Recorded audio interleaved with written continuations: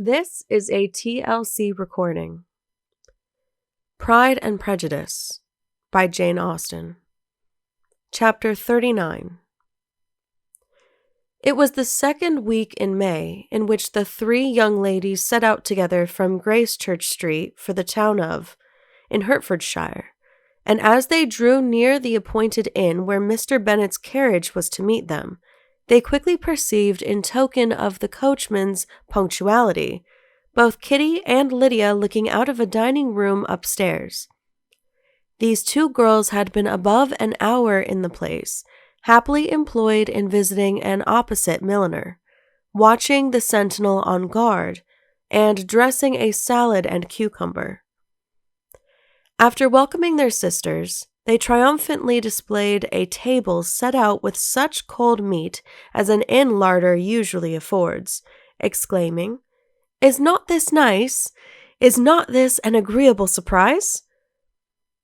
"And we mean to treat you all," added Lydia, "but you must lend us the money, for we have just spent ours at the shop out there."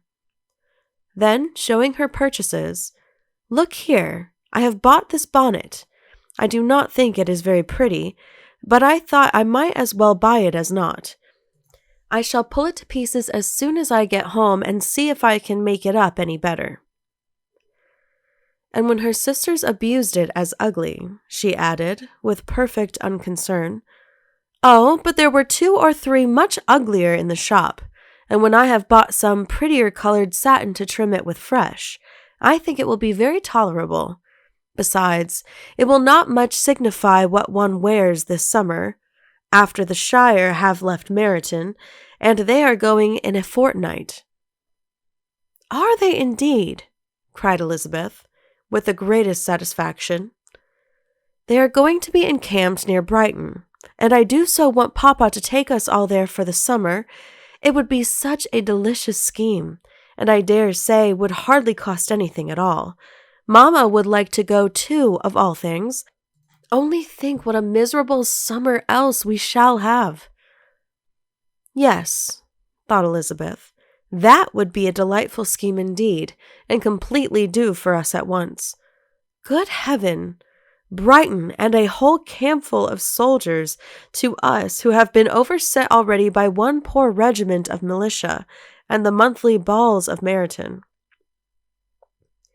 "Now I have got some news for you," said Lydia, as they sat down at table. "What do you think? It is excellent news, capital news, and about a certain person we all like." Jane and Elizabeth looked at each other, and the waiter was told he need not stay. Lydia laughed and said, "Aye, that is just like your formality and discretion. You thought the waiter must not hear as if he cared. I dare say he often hears worse things said than I am going to say, but he is an ugly fellow. I'm glad he is gone. I never saw such a long chin in my life. Well, but now for my news. It is about my dear Wickham. Too good for the waiter, is it not? There is no danger of Wickham's marrying Mary King. There's for you. She has gone down to her uncle at Liverpool. Gone to stay. Wickham is safe." "And Mary King is safe," added Elizabeth. "Safe from a connection imprudent as to fortune." "She is a great fool for going away, if she liked him." "But I hope there is no strong attachment on either side," said Jane. "I am sure there is not on his. I will answer for it. He never cared 3 straws about her. Who could about such a nasty little freckled thing?" Elizabeth was shocked to think that, however incapable of such coarseness of expression herself, the coarseness of the sentiment was little other than her own breast had harbored and fancied liberal. As soon as all had ate, and the elder ones paid, the carriage was ordered, and after some contrivance, the whole party, with all their boxes, work-bags, and parcels, and the unwelcome addition of Kitty's and Lydia's purchases, were seated in it. "How nicely we are all crammed in," cried Lydia. "I am glad I bought my bonnet. if it is only for the fun of having another bandbox. Well, now let us be quite comfortable and snug, and talk and laugh all the way home. And in the first place, let us hear what has happened to you all since you went away. Have you seen any pleasant men? Have you had any flirting?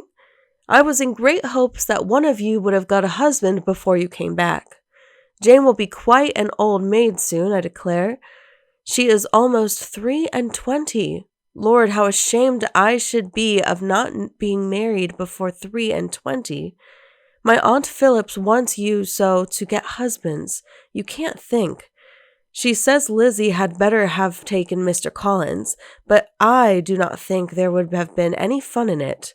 Lord, how I should like to be married before any of you, and then I would chaperone you about to all the balls. Dear me, we had such a good piece of fun the other day at Colonel Forster's. Kitty and me were to spend the day there, and Mrs. Forster promised to have a little dance in the evening. By the by, Mrs. Forster and me are such friends, and so she asked the two Harringtons to come. But Harriet was ill, and so Pen was forced to come by herself. And then, what do you think we did? We dressed up Chamberlain in women's clothes on purpose to pass for a lady. Only think what fun.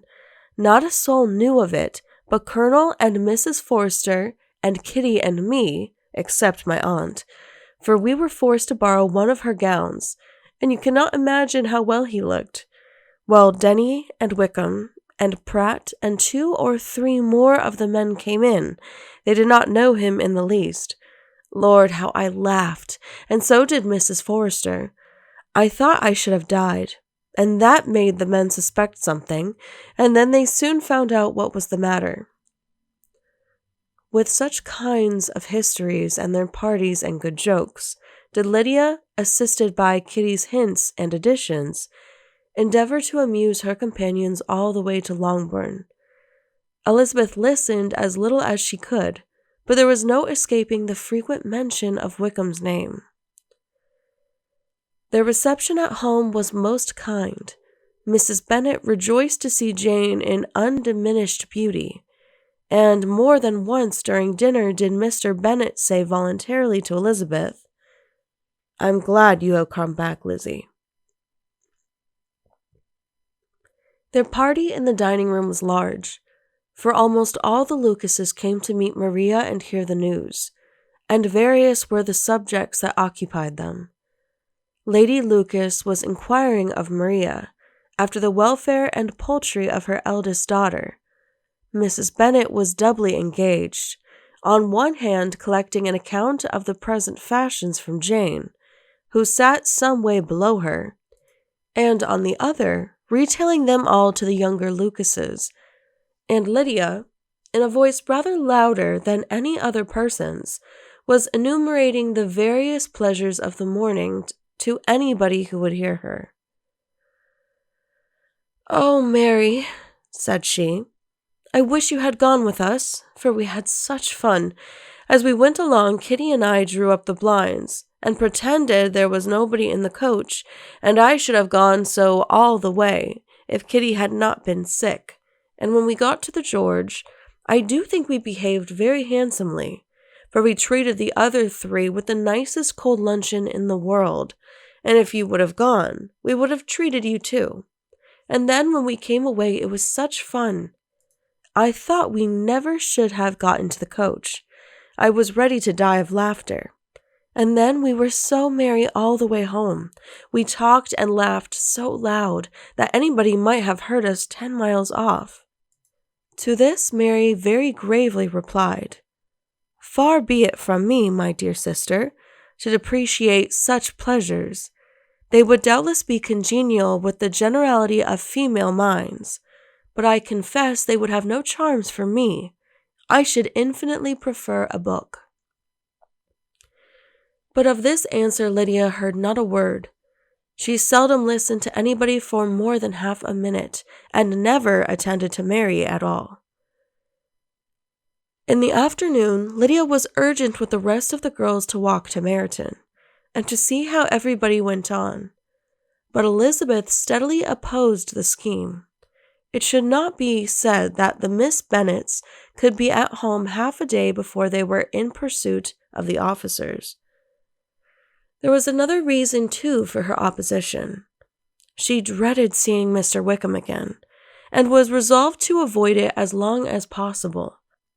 The comfort to her of the regiment's approaching removal was indeed beyond expression. In a fortnight they were to go, and once gone, she hoped there could be nothing more to plague her on his account. She had not been many hours at home before she found that the Brighton scheme, of which Lydia had given them a hint at the inn, was under frequent discussion between her parents. Elizabeth saw directly that her father had not the smallest intention of yielding, but his answers were at the same time so vague and equivocal that her mother, though often disheartened, had never yet despaired of succeeding at last. End of chapter 39. Please click the link below to continue on to chapter 40. This has been a TLC recording. Thank you for listening, and please be sure to subscribe.